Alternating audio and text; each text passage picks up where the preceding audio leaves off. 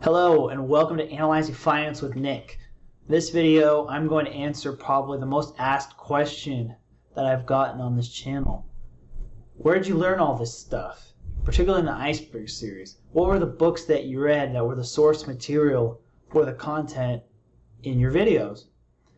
And I am going to use this video to share at least the ones that come off the top of my head. I've read hundreds, if not thousands, of books in finance, and that doesn't count other related research reports, Bloomberg articles, other web content, podcasts, or really any other sort of educational content that I've absorbed in the last 15 plus years since I've been learning about finance. And of all the nonfiction books I've read, half of them are related to finance and economics in some way. The average person generally tends to read either like biographies or more thrilling novels or memoirs, or whereas I mainly read finance nonfiction throughout my formative years. And the other thing, speaking of books, now that we are close to 1,000 subscribers, it's time to remind the viewers of my 1,000 subscriber giveaway. I'm going to be giving 2 lucky subscribers one copy of at least one of the books mentioned in this video. And in order to qualify for the contest, you either need to subscribe in a way that is public so I can see your name, or you subscribe and leave in the comment saying that you are a subscriber. And when I hit the $1,000 subscriber level, I will do a random drawing of those who've entered the contest, and 2 of you will get one book of your choice. And if you do like the content and you're not a subscriber, please feel free to subscribe, like, and share this with your friends. Now let's move on to the actual book list.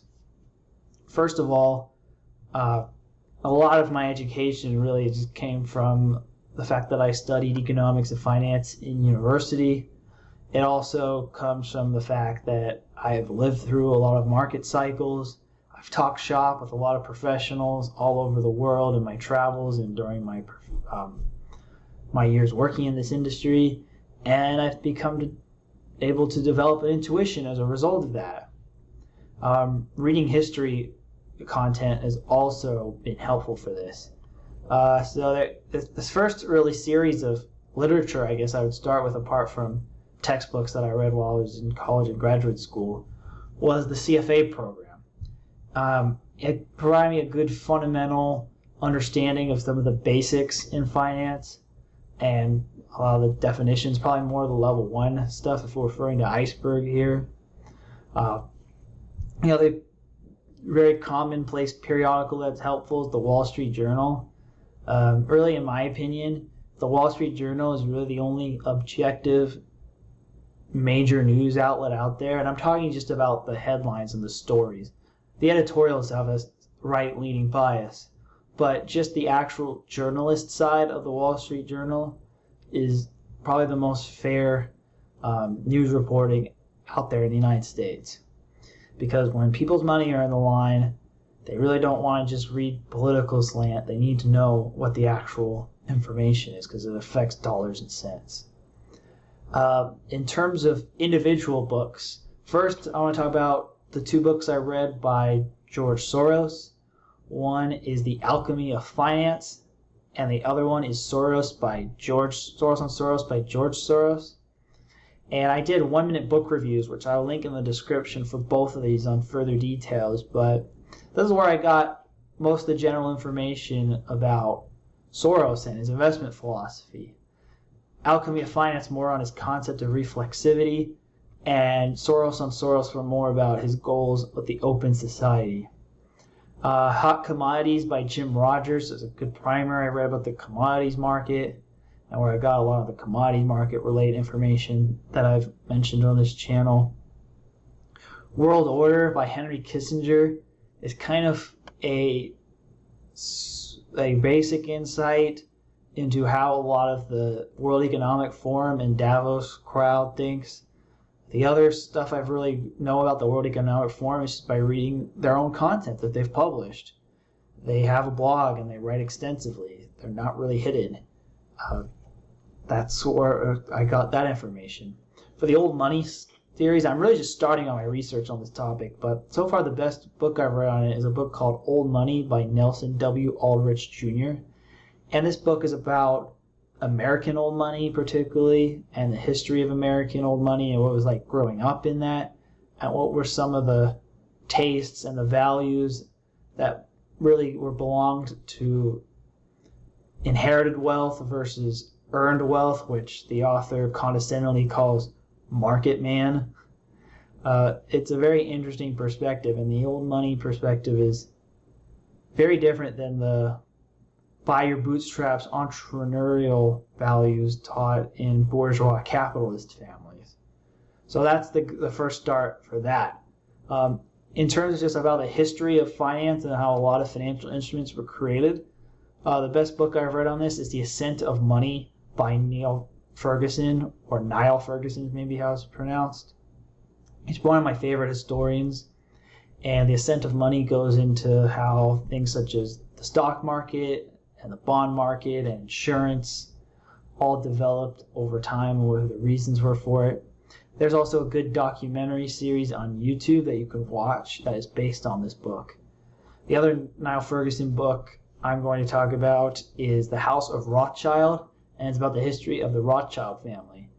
I think I dived a little bit into the Rothschilds in the Iceberg, but this is the most definitive, academically rigorous history of the family, starting from their humble days in the 18th century Germany to when they became the most wealthy and powerful family in finance.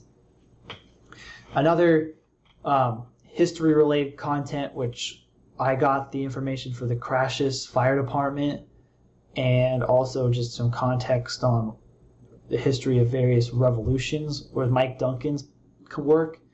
His podcast, The History of Rome, and the Revolutions podcast have been very educational and added a lot to my perspective on the Roman Empire and the revolutions. I learned about a lot of revolutions where I really only knew the surface level knowledge of the most. The most notable examples of those being his deep dives into the Mexican Revolution, the French Revolution, the revolutions of 1848, and the Haitian Revolution. And then there's David Graeber's books. David Graeber is probably one of the more dissident authors in finance. He was a Marxist, but he had some basic macroeconomic understanding despite that handicap. And his two books, Debt, the First 1,000 Years, and BS Jobs, are real eye-openers to think about people's real relationships with debt and their employment, and basically the roles that society gives people for reasons that may not be as hard-line dollars and cents as they look on the surface. Another podcast which really helped with my understanding of the energy markets was the History of Oil podcast. It was done, I think, by a major oil executive.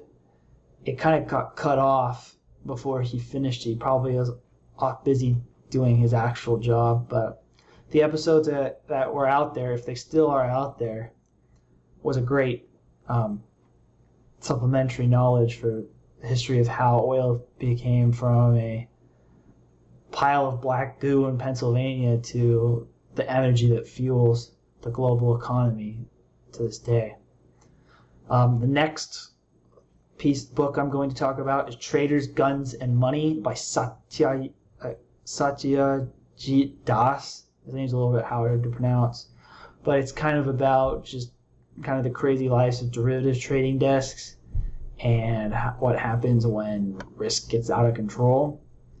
It kind of reads more like a nonfiction narrative, and if you like nonfiction narratives, other good nonfiction narratives in finance include Liar's Poker, which I did a 1-minute book review on, and Ugly Americans by Ben Mesrick, which was about the crazy times trading Nikkei futures in Osaka. Another book about the history of central banks, particularly when they were stressed the most in the 1920s and 1930s, was Lords of Finance. And that's a great book to see what happens when central bankers kind of start to be at risk of losing control of things, and how messy the unwind of the gold standard was in the interwar period between World War I and World War II. Next book I'm going to talk about, this work up the idea of 14 up and 4 down, is The Secret Lives of Real Estate and Banking by Phil Anderson. I actually did an interview with him for my research clients, which Phil has since published on his YouTube channel. And I shared it in the community section of my channel, and I will also post a link to it in this description.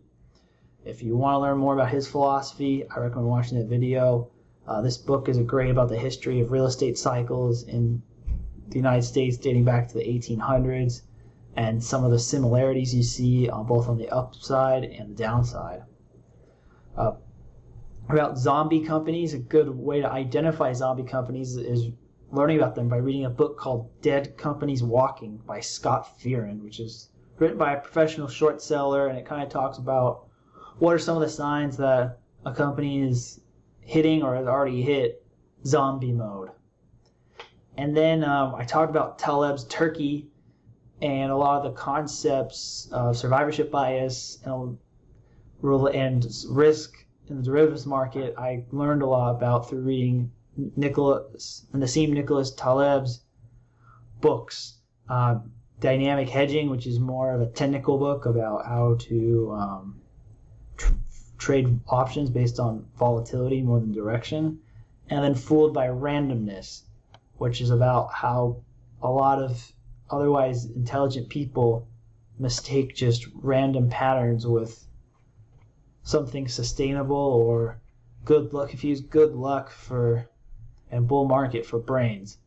I recommend reading these just to kind of provide some perspective on risk management and the optionality of the world. Those are the books that really kind of stood out to me. There are several other ones that I probably have influenced my thinking, but just really haven't come on the top of my head.